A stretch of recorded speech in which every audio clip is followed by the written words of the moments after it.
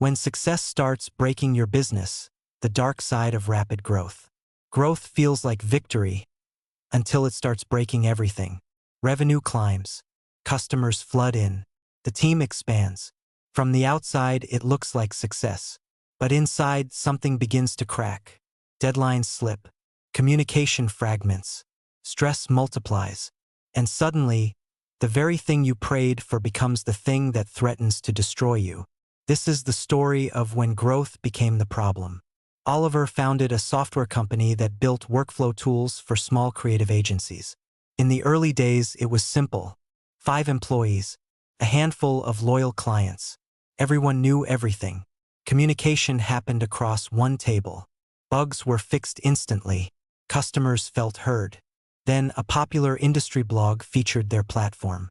Within weeks, sign-ups tripled. Agencies from different countries began onboarding. Revenue surged beyond projections. Investors started calling. Oliver felt validated. Years of effort were finally paying off.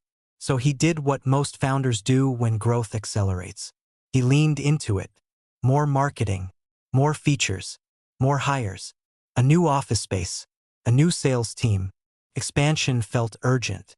If demand was rising, they had to capture it quickly. But here's what Oliver underestimated. Scale amplifies weaknesses. In the small team phase, inefficiencies were invisible because effort compensated for structure. When something broke, someone stayed late and fixed it. When onboarding felt messy, they improvised. When communication was unclear, they clarified in person. But as the team grew from 5 to 25, improvisation became chaos.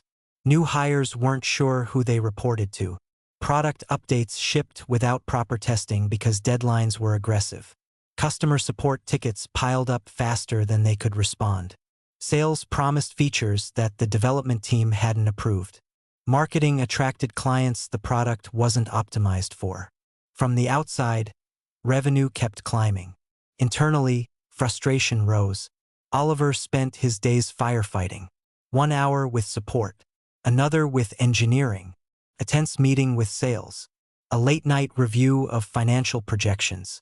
Growth had given him more responsibility, not more control. The turning point didn't arrive dramatically. It arrived as exhaustion. One of their largest clients canceled unexpectedly, citing unreliable service. The churn wasn't catastrophic, but it was symbolic. For the first time, growth wasn't just adding revenue. It was eroding quality. Oliver gathered the leadership team to analyze what went wrong. The product was strong. Demand was real. The market wasn't shrinking. The problem was internal. They had scaled output without scaling systems.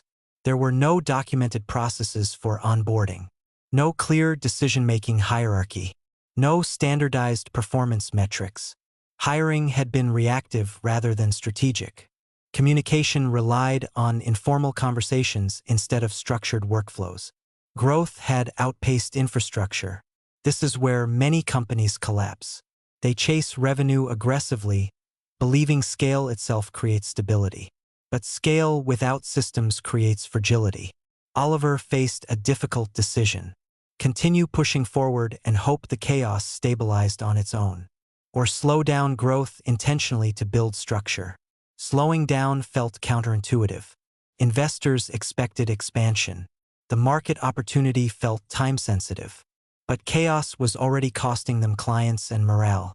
He chose discipline over speed. First, they paused aggressive marketing campaigns. Instead of maximizing new signups, they focused on stabilizing current users. Revenue growth flattened temporarily, but support responsiveness improved. Second, they mapped every core process: onboarding, product updates, feature requests, bug resolution, customer communication. Each workflow was documented and assigned clear ownership. Accountability replaced ambiguity. Third, they restructured leadership. Instead of Oliver being the central decision-maker for everything, department heads gained defined authority. Weekly cross-team meetings replaced scattered communication. Fourth, hiring shifted from urgency to alignment. Instead of filling roles quickly, they hired for specific skill gaps identified in process reviews. The changes were not glamorous. They didn't generate headlines, but they reduced friction. Within months, customer satisfaction improved. Support response times shortened. Product releases became predictable. Team morale stabilized because expectations were clear.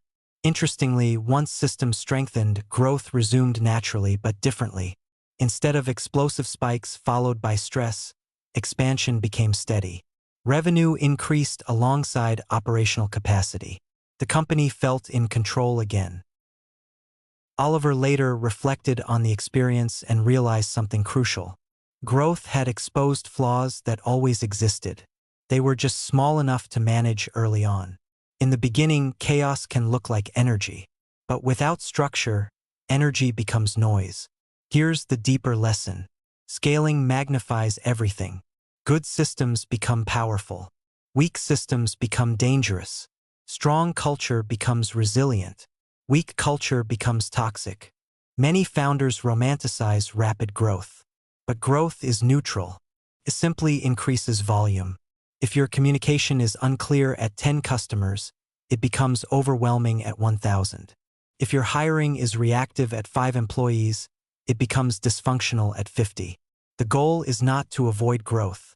It is to prepare for it.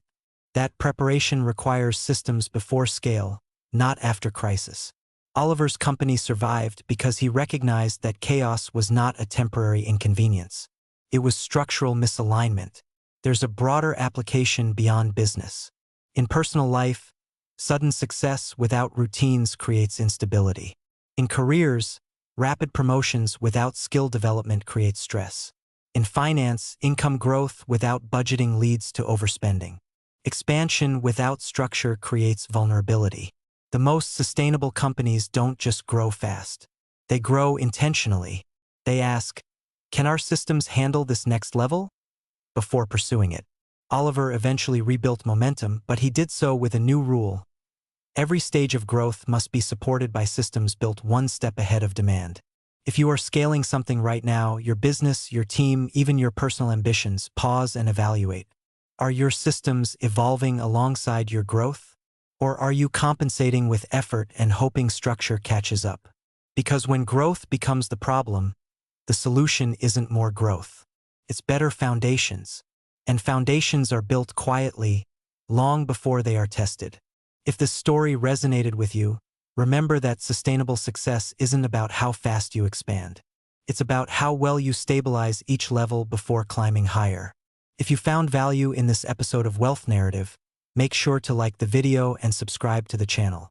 We explore the strategic realities behind growth, and sometimes the most powerful move isn't acceleration.